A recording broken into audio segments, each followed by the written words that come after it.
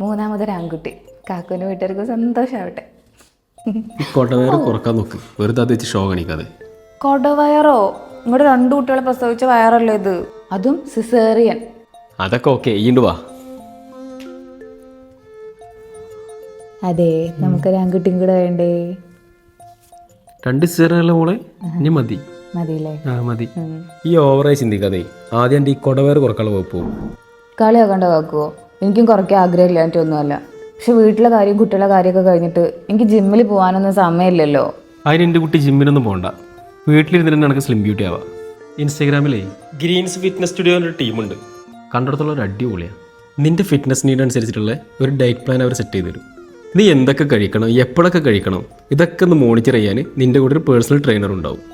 അതിൻ്റെ കൂടെ വീട്ടിലിരുന്ന് ചെയ്യാൻ പറ്റിയ കുറച്ച് എക്സസൈസും അവർ പറഞ്ഞുതരും. എനിക്ക് ഇവിടുത്തെ കാര്യങ്ങളൊക്കെ കഴിഞ്ഞിട്ട് എപ്പോഴും ഈ ഓൺലൈൻ ക്ലാസ്സിലൊന്നും ഇരിക്കാൻ സമയം ഉണ്ടാവില്ലേ കാക്കു?